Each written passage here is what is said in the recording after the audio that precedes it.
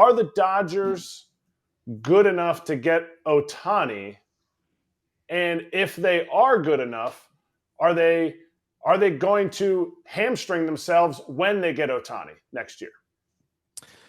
Good question, Eric. I think you look at this Dodgers organization, you look at Shohei Ohtani. This is a guy that has everything calculated for himself. He wrote a list when he was 15 about how he wanted his life to pan out. He wanted to win a World Series by the age of 28. Well, last time I checked, he already is 28, has not only not won a World Series, hasn't even made it to the postseason, hasn't even had a winning season with the Angels. And definitely things are trending in the right direction. You've seen that organization under Perry Manayasin there focusing on adding pitching, but still, you just haven't had the depth that you need. And with this Dodgers organization, they're consistently among the top when it comes to farm systems and when it comes to developing homegrown talent. Yes, this year, you've seen a little bit of a youth movement. Guys like James Outman had a hot start. Miguel Vargas has had his ups and downs, but he hits a home run. Last night, Bobby Miller, he looks like he's a future frontline starter. So if I'm Shohei Ohtani, I'm looking at this Dodgers organization, I'm saying to myself, can I win now? The answer is yes. You have some of the best players in the game, Freddie Freeman, Mookie Betts, Will Smith. I mean, the lineup is still devastating. And I think, too, you look at the future. Can this organization not only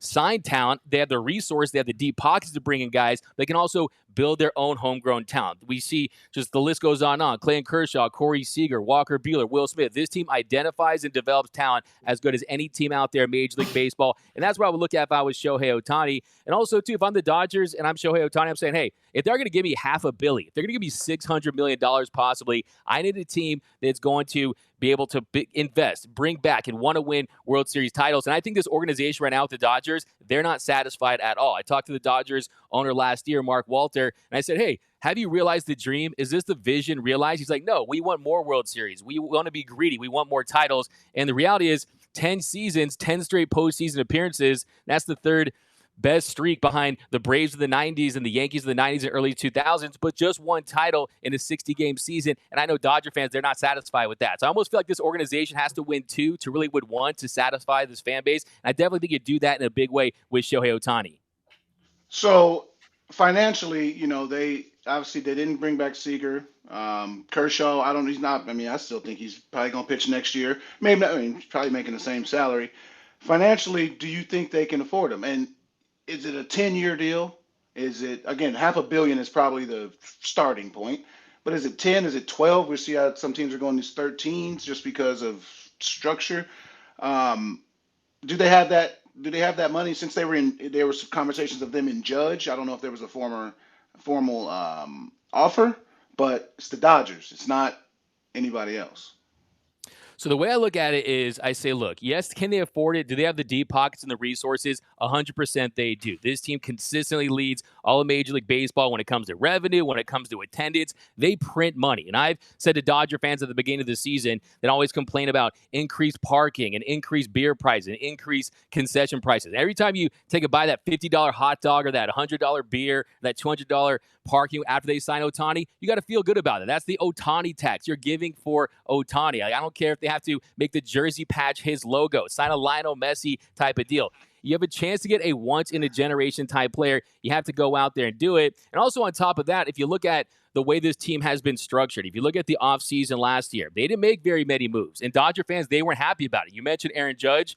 Yeah, there was a lot of talk. Maybe they go after Aaron Judge. Maybe they go after Carlos Correa, Dansby Swanson, Xander Bogaerts, some of the big-name free agents. But they didn't do that. It's almost like when you ask your mom, hey, Mom, can we get McDonald's? And your mom's like, no, we have food at home. The food at home was still pretty good for the Dodgers last year and this year. They still have a lot of talent, and they've given themselves the flexibility to go after a Shohei Ohtani and definitely make it a reality. I just think it makes all the sense in the world. I mean, there's ties with this organization, Ohtani, dating back to when he was in high school, when he was being scouted by then. And with the Dodgers, they made a pitch to Ohtani back in 2017, and they tried to sell him on the idea that, hey, maybe you could play outfield and you could also be a pitcher. But we know that that wasn't realistic. But now you have the universal DH. You got a big market in the Dodgers. I think the big question I have is, does he want to consider an East Coast team? Does he want to possibly take a big bag from Stephen Cohen that has more money than God? Does he want to be in New York? Like I've said, I had Buster Olney on my show, and we were talking about this, and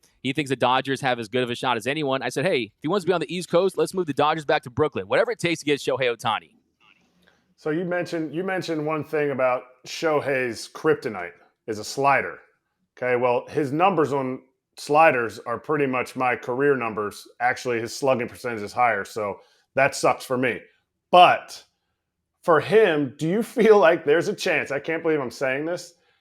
When he goes to the Dodgers, because you've already, signed the contract, delivered it, $610 million. You heard it here first. Can they make Shohei Ohtani better with the knowledge and the information that they have? Well, Eric, it's really interesting because last night was actually the first time I'd ever seen Shohei Ohtani pitch in person. And the first thing that stood out to me in the bullpen, just watching him warm up, is the fact he's calling his own pitches. I mean, he is calling his own pitches, the sequencing. And last night, the interesting thing was, he's been throwing a lot of that sweeper. He's been throwing less splitter this season. Last night, he goes with that cutter, and he's reading pitches. And he's reading the fact that these Dodger hitters, they're not expanding the zone. They aren't chasing. And, of course, the one mistake he made to Freddie Freeman, he hits that bomb. But other than that, he's still dominating. He's still having 12 strikeouts. But yeah, to answer your question, can he be better with the Dodgers? I think there's no question about the fact that Mark Pryor and what this pitching staff does, what this developmental staff does as far as sequencing and getting guys to be at their very best when their best is needed and just really optimize them. I definitely think they have that. But Shohei Ohtani, I think, for him, it's just about staying healthy, staying on the mound, and he's continued to evolve himself. Like I said, that sweeper slider is a nasty pitch. Really, the only pitch that he's had issues with as far as hard contact and missing barrels is really that cutter.